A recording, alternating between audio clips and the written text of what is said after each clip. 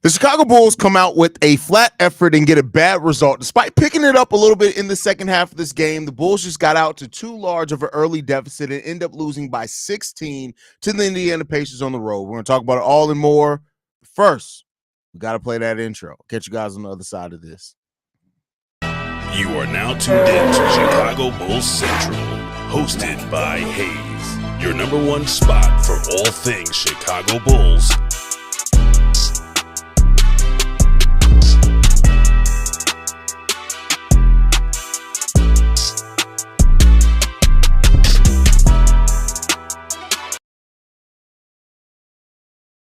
What's going on, Bulls fans? Welcome to another episode of Chicago Bulls Central, your number one spot for everything Chicago Bulls related. I'm the host here, Haize, but more importantly, you guys can follow the channel at Bulls Central Pod on every social media platform we happen to be on. With that said, let's go ahead and get into this content for today, y'all. And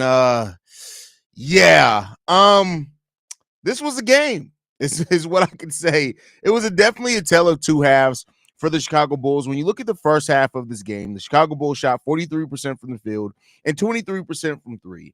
They did only take 17 threes in the first half of this game. You turn around and look at the production in the second half of this game. The Bulls went 8 of 18 from three-point range for 44%, and they did shoot 58% overall from the field in the second half of this game. They scored 69 points in the second half, technically outscoring the Indiana Pacers by 3 points in the entirety of the second half of the game. But the Bulls, unfortunately, just got out to too large of a deficit in that first half, almost 19-point deficit in the first half of that game. And that's really what hurt the Chicago Bulls. An 18-point first quarter, a 26-point second quarter in which they allowed 29 and 34 points, respectively, to the Indiana Pacers in those other quarters. And so, the Bulls, they woke up a little bit. And I got to give them some credit because they really could have packed it in. But really, even when they did wake up in the third quarter, so to say, it kind of was like this thing where, the production wasn't still the best, but you kind of caught some teams slipping in that case. We got almost double-digit Chris Duarte minutes in this game. I don't know who Chris Duarte had some dirt on. 14 minutes from Chris Duarte in this game where Modest Bucilis played 13 minutes. What's going on there, Billy Donovan? What's going on there? A little interesting to wonder what's going on there. But when that's the case, man, it just ends up being this, man. The Bulls this is why playing a full four quarters is hugely important in the game of basketball, right? Like the Bulls did wake up, and like I said, I'll acknowledge that they woke up in the second half of this game, but you got to play a full four quarters. If you don't, you're going to get caught slipping, unfortunately, man. The Pacers had a defensive rating of 109 in this game. And I told you in the pre-recorded video and in the pregame, you cannot take this Pacers team lightly and what they're able to do defensively because they ratchet it up defensively when it needs be. And so, the Bulls having 18 turnovers in this game is definitely something that's going to hurt that team in a game like that. It's hard to overcome that. The Pacers had 17 points off turnovers in this game. They had 76 points in the paint. 76 points in the paint by the Indiana Pacers in this game. That's just tough to overcome by anybody.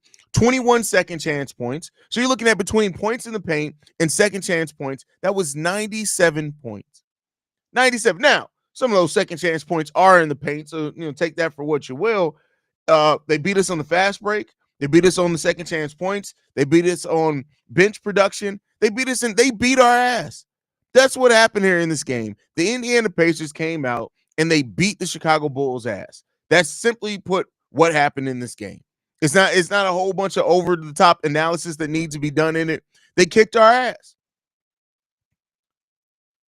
And despite the Bulls' overall almost 60% true shooting percentage on the game for the Bulls, and when you look at how bad the Bulls were in the first half of this game, that shows you how much better they played in the second half. Now, hopefully, if we're taking anything away positively in this game, hopefully they can take that second half play and figure out how to untap that for a full game. But it was ugly tonight. Zach LaVine, 12 of 20 for 31 points. He leads the team in scoring. He has 4 rebounds, 4 assists in this game, 4 turnovers as well, 4-4-4. He had a 4-4-4 plus 31. Kobe White wakes up here as well, 19 points, going 8 of 17 from the field. He got to be better. We know that we need better from Kobe White, especially against a team that can score like the Indiana Pacers. Josh getting 9 points, 5 rebounds, 5 assists, 1 steal, 5 turnovers as well in this game. He had a 5-5-5. Only 2 points from Patrick Williams. What was that performance from Patrick Williams? What was that performance? Listen, Patrick Williams is making it really hard to defend him. Really hard to defend him. Nikola Vucevic only got 9 shots in this game. What the hell is up with that? In a game where they're missing their big and they run a small lineup, what's going on with that? And keep in mind, all 9 of those shots were in the first half of the game. We couldn't get Vooch a single shot in the second half of the game.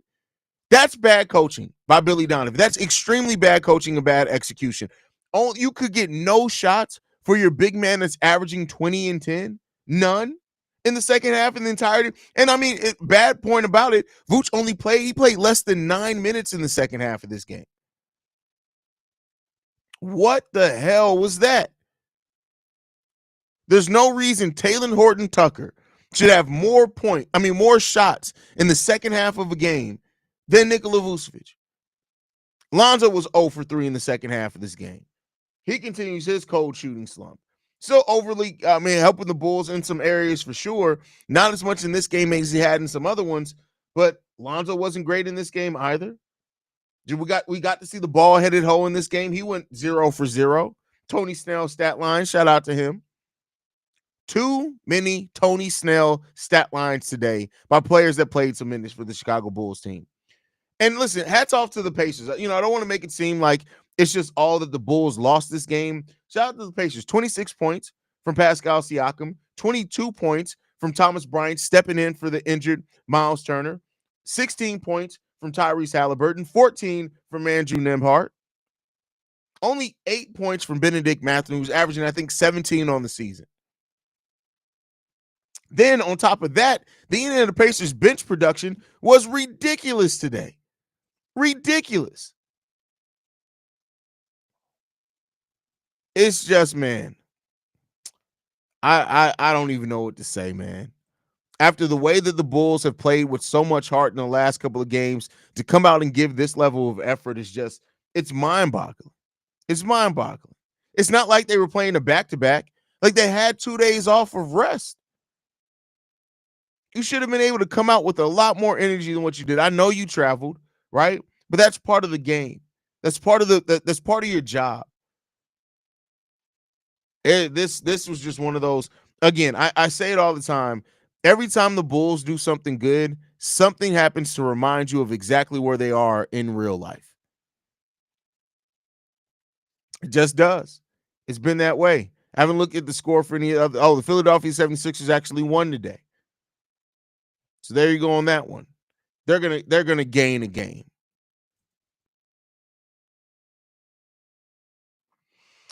So, listen, as much as the Bulls have an opportunity, you know how many people that I've heard from in the last few days that keep saying things like, well, the Bulls are only 2 games out of the 5 seed.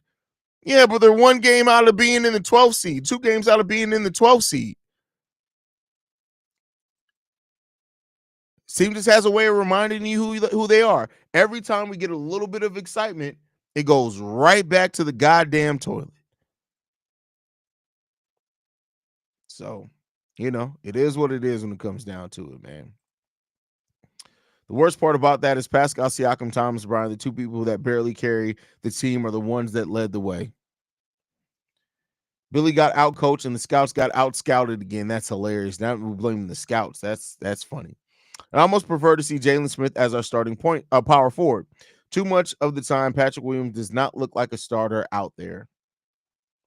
We've had the Patrick Williams discussion at this point ad nauseum. Was getting Chris Duarte really all we could have gotten for DeMar DeRozan?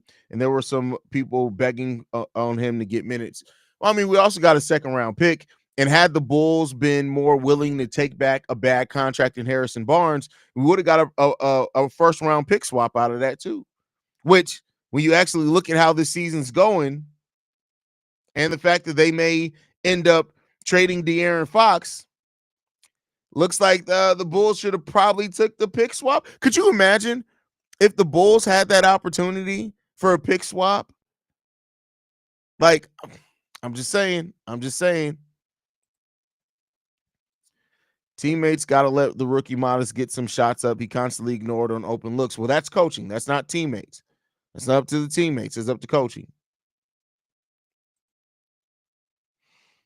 Like, what really happened? Holy hell. I come home from Bible study and we getting cooked. First of all, you didn't pray for the Bulls at Bible study? I know that's not really what Bible study is for. This is one of those games you just throw away onto Washington next. Listen, that's not, you don't throw it away, because the things that you did in this game are reason why you lose games against teams like Washington. Just finds that a damn shame that Alex Caruso has had great success in making Pascal Siakam work for his points, but Patrick Williams seems to always struggle against him, and he's much bigger.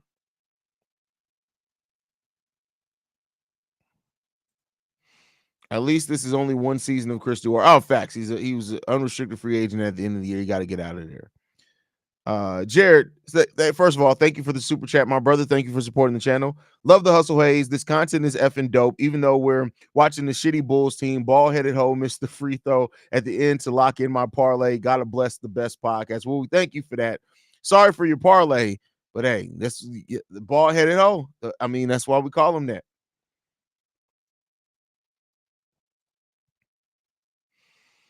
I know most of the whole team played like trash except for two players, but Patrick Williams, 2 points and 4 rebounds. Come on now.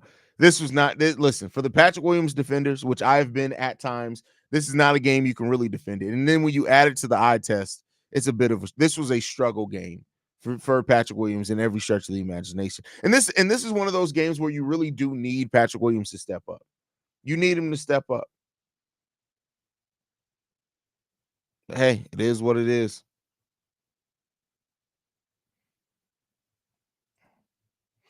Pat had a great 10-game stretch around Christmas, but he's fallen back into the player he was right beforehand. Real disappointing. I mean, that's the thing with Patrick. That's the conundrum of Patrick Williams, is that he always has these stretches where it's like you see him and you're just like, hey, we can't possibly get rid of this guy. Look at this. And then it just all goes by the wayside eventually, because Patrick Williams always does some shit. Always. It's unfortunate, man. Whoever the man that took Miles Turner's spot, he killed. Who? Thomas Bryant. That goes to show you. Listen, having the size advantage doesn't always work out for you. Considering the way the rotations were right after Billy said the front office never told him to tank, they probably called him last night. It was like, hey, about that, fam. Yeah, go ahead and do some bullshit. I mean, but you would think that even if that's the case, you could still play Modest Bucilis more than 12 minutes. Like, come on, man. But I will say this, it is mad questionable that Chris Duarte got off the bench before THT. That Chris Duarte got off. I mean, and then was it who got off? It was Julian Phillips got off the bench before Modest Bucilis as well. It's just, I don't know what these lineups were today at all.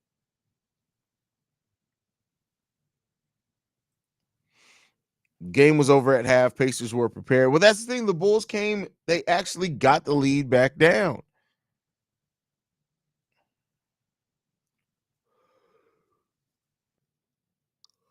There's no need to trade LaVine or Vooch. We're already losing with them. That's funny. That's funny.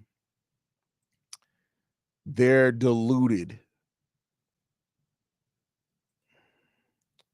Do you think we can re-sign Spicy Denzel to a $3 million, $9 million contract with some uptick in minutes? He's what the fuck is wrong with you, Benji? He's worth it? Spicy Denzel Valentine?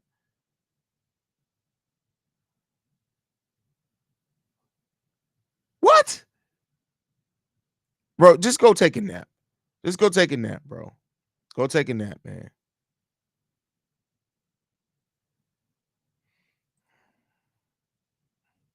I can't ignore the first 3 quarters and focus on the positivity of the fourth. That was typical bullshit. Real tough game to watch. Loved our 4 out of 5 last streak, but this emphasizes the situation. I mean, listen, it's bad. Like, the Bulls are a bad basketball team. They're going to be fun, right? Fun bad is a thing for a reason. They're going to win some games where you look at this Bulls team and how they win against some of these teams. You're going to be like, Jesus, this team can really go on a run. But then you have games like these are measuring stick games, right?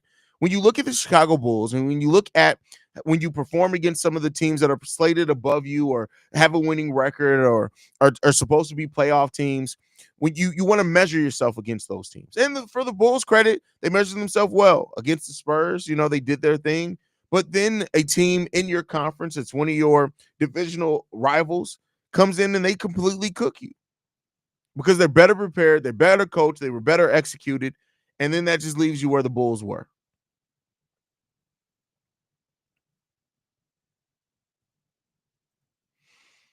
I want to know what made Billy Donovan get out of bed if he ever sleeps and wakes up and be like, I need to give Duarte some minutes today. What was he smoking last night before he fell asleep? Hey, listen, I don't know, man. I have no idea.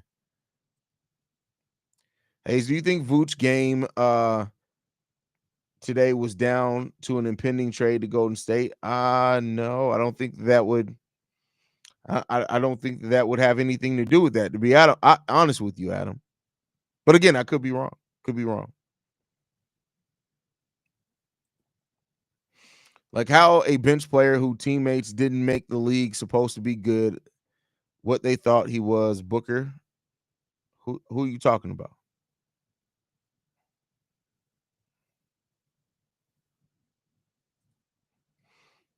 On the upside, Zach had 5 straight 30-point games.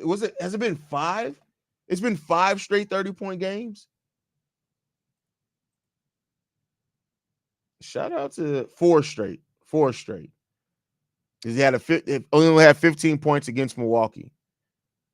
But he has had 5 out of the last 6 games he's had 30-point games. Shout out to Zach LaVine.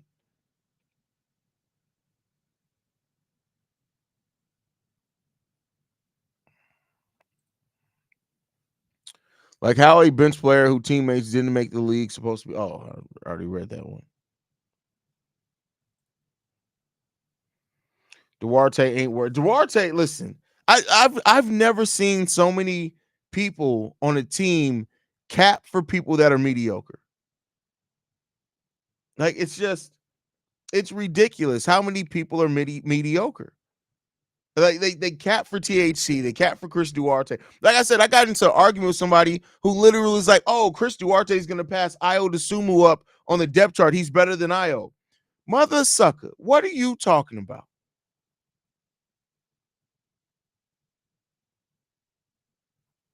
P. Will? Well, no, Devin Vassell was P. Will's teammate. He made the league.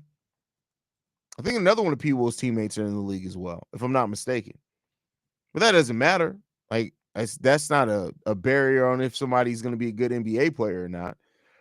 It's just so tough because there's no direction. There's nowhere to look for the Bulls right now. Like, what the F are we as fans meant to do? This organization is making it impossible for a vision. They don't have a vision. Right now, the Bulls are just hoping something sticks.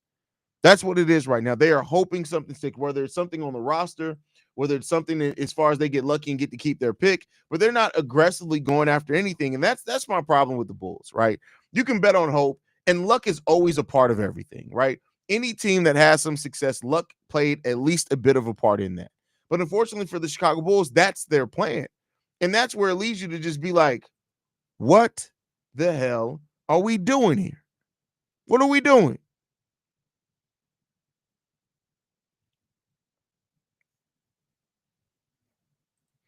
You don't think the Bulls will resign THC Duarte, Javon Carter, Torrey Craig, right? Well, Javon Carter actually has another year on his deal after the season. So there's possibility that Javon Carter's back. As far as Chris Duarte, no. THC, I could see coming back on it as a back end of the bench player. I could see like his role now, I could see him stay there for sure. As far as Torrey Craig, no, I don't think Torrey Craig's coming back personally.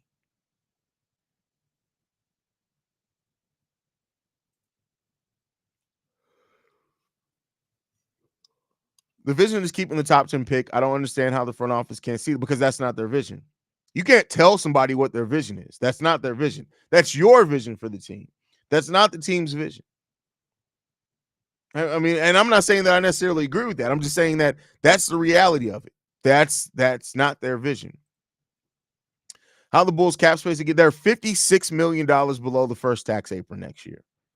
So that's not true cap space in the sense that they can go offer somebody $56 million, but it does mean that they have enough of a buffer to re-sign Josh Giddey and use their the full mid-level exception, and maybe even part of that trade exception that they have as well for $17 million. So the Bulls actually got some assets that they can use. The question is, will they? That's always the question with the Bulls. It's not, do they have assets? It's not, do they have space? They almost always do. Is that, will they use it? Right? Because of how close it puts them to the luxury tax. That's the question here.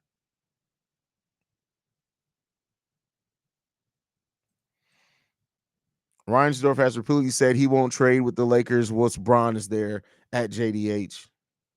I didn't even know he said that.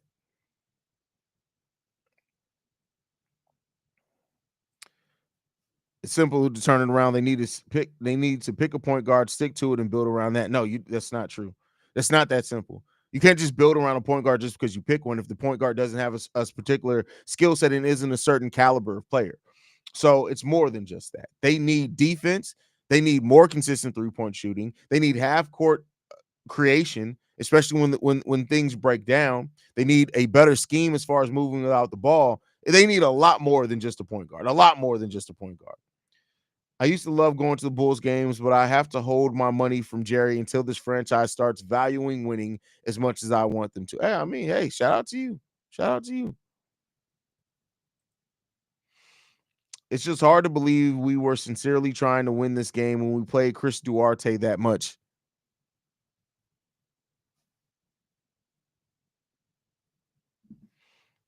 So I'm going to say, I'm just going to leave that there. I ask because I see like 3 to 4 nice players that can probably help this team in free agency, especially on the defensive side. Yeah, but are those guys going to want to come here? That's always the biggest question in that. Yeah, you can find some guys out on the market, but keep in mind, with the Bulls only having a mid-level exception to offer, just about every team in the league is going to have a mid-level exception to offer. So will that player go and join a team that's closer to actually competing for a mid-level exception? It's a question you got to ask, right? I get that, but the vision of being a playing team is just mind-boggling. Oh, listen, I completely understand you. 100% completely. I'm not saying you're tripping.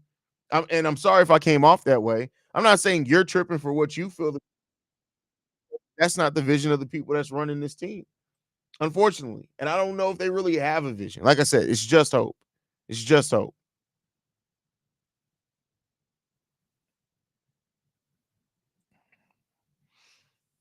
I do not know if going out in the cold at work making me sick or watching this team play making me sick right now, but I'm sick right now. Hey, both of them. Could possibly be both. I think we should try to re-sign Lonzo. He impacts the game too much. Hey, listen, a lot of people share that. But again, like I said with everything, that does not mean that that's actually what they're going to do. So we'll see. We'll see. Bulls got a lot of questions, man. And they're still looking to see if some of those questions get answered between now and the end of the season. But this just still looks like a team that's just still set up to just be in the middle of the pack. That is what it is when it comes down to it.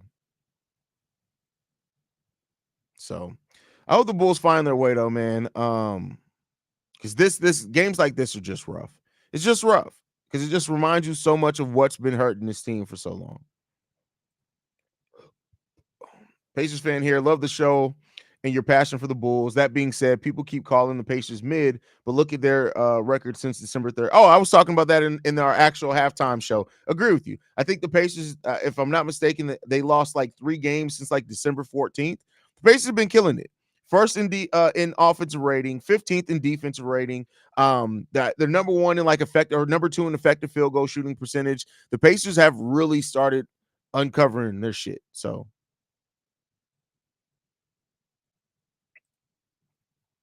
wish Derrick Rose would come out of retirement to re-sign with the Bulls. He's our only savior. Derrick Rose ain't saving nothing no more, fam. Do you think we lost the Giddey trade to Caruso after seeing Giddey play? I mean, you can't really judge a trade, especially now that Alex Caruso signed there long term. I'll say this: like the Bulls definitely didn't win it, is what I'll say as of right now. But that's not to say that Josh Giddey isn't a talent and hasn't shown some things. He absolutely has. But I think that what this contract extension looks like is a big part in the overall evaluation of that move as well. That was around the time Nembhard came back. They look good ever since. Hey, shout out. Shout out. It's a dream to have Naz Reid on this team next season or Miles Turner if we get rid of Vooch, but Naz Reid seems more realistic. I don't know if either of it are coming. What's good, Haize? The minute I saw Spicy Valentine in the game, I knew it was curtains. Man, listen. Spicy Denzel gets in there is crazy. It's crazy.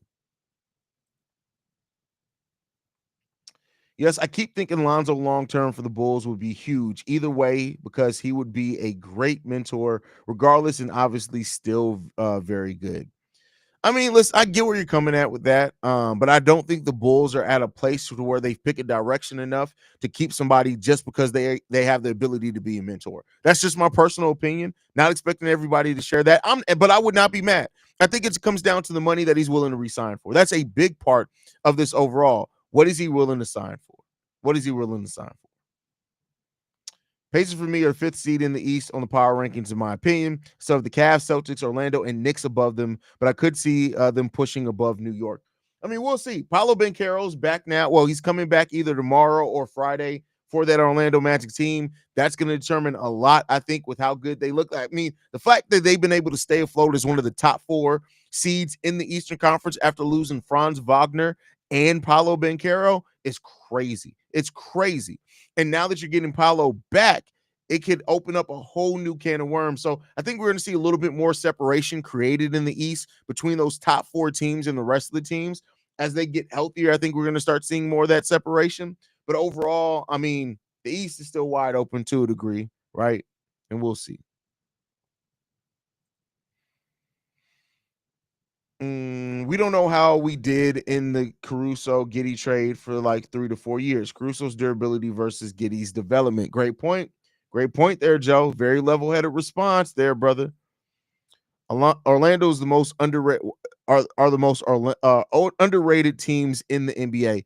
Listen, them, and I would also put the Memphis Grizzlies there, even though I think the Memphis Grizzlies are second in the West now. But teams, I think they're third in the West. You don't really hear a lot of people talking about the Grizzlies as like a contender to come out the West, but they're top 5 offensively, top 5 defensively, and usually teams that are top 5 in both categories have a really good chance in the playoffs to make it out of it. So I think that the Memphis Grizzlies are up there as well. They're up there as well.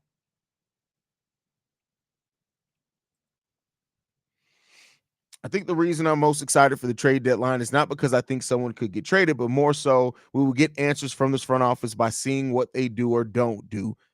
Very, very great response there. I mean, we always like to think that this front office is going to tell us something or going to sneak their hand or give us a sign of direction, and it just keeps not coming. I don't know if it's ever coming there, Vaughn. I'm going to be 100% honest with you.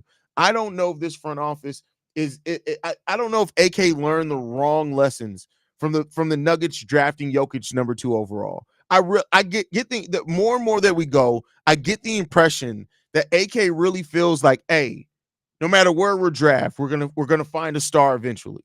And that may be true at some point, but how many picks do you have to go through to get there? How many years of mediocre do you have to go through to get there? How many years of struggle and pissing off your fan base do you have to go through to get there? That is the biggest question here, right?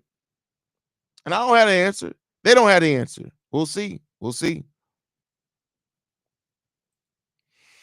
I'm tired of always trying to figure out what the front office will do next. You really can't guess it. They really have no plan. There is no plan. The plan is not to have a plan. That's what it is with AK and Eversley. The Giddey Caruso trade will always be remembered and focused on for the Bulls not getting a pick with it. But you are right, Joe the Blacksmith. Great level-headed comments there.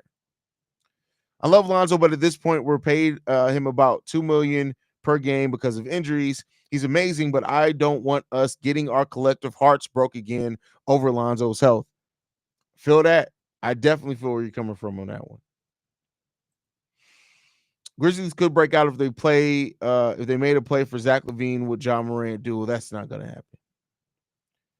I thought I knew basketball from X's and O's and a business POV, but apparently I don't know shit based on how the front office runs this team. I don't agree with 90% of the moves they make. They're directionless. Todd, listen. You're not getting no arguments out of me there, brother. You're not getting no arguments out of me. And we just got to hope that at some point they find their path, they find their way, because if they do not, it's just going to continue to be ugly, ugly, ugly. So we'll see. Is there a world where we can make the play-in for experience for our young guys? And yeah, there is definitely. Like, for example, right now, and this is I'm going to paint the scenario in which it could happen based on the data now. So if the season ended right now, the Chicago Bulls would have the 10th best odds in the lottery, meaning technically they have a top 10 pick. Now, if that means that even if the Bulls were to make the play-in, right, because right now they are the 10th seed, if they were to make the play-in, get eliminated in that first game, they then would have the 10th best odds.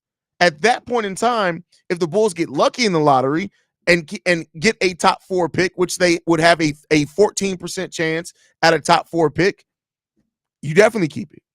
If the Bulls get lucky again to where the lottery, no team below them jumps ahead of them, meaning that Sacramento, Golden State, San Antonio, and Atlanta, all those picks would have to stay below the Chicago Bulls, meaning that only teams above the Bulls fall into the top 4. Then you still get to keep your pick. So there is a world in which the Bulls do still make the play-in and keep the pick. The problem is that the margin for that is about this small. Now, it's happened to where teams keep their same lottery position before they headed into the lottery. But, you're leaving a lot up to chance and ping pong balls at that point.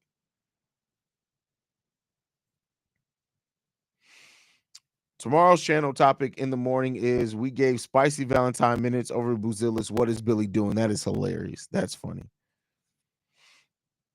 We finished in that top 10 and the lottery screws us out of a top 10. The meltdown is going to be wild. I know I said this the other day, but the crash out from the fan base will be insane.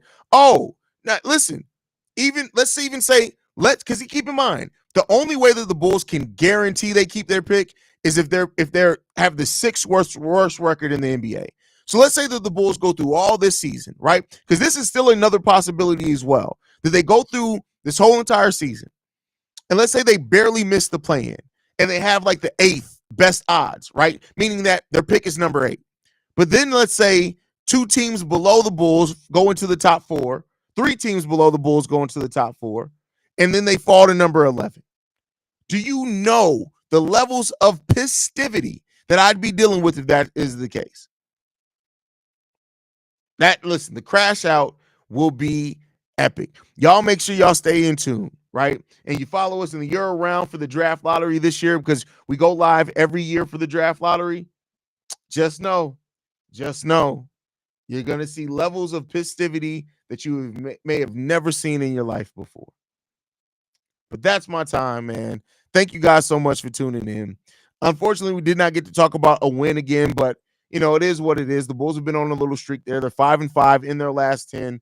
We got to see what the Bulls are going to do. They're going into a stretch of their schedule where they're facing off against a lot of below 500 teams. So we see what the Bulls can do in that stretch. But 3-game winning streak eludes them. Hopefully they don't go on a 3-game losing streak. But for that, if you guys want to follow the channel, you can do so at Bulls Central Pod. You can send us any feedback, questions, comments, concerns.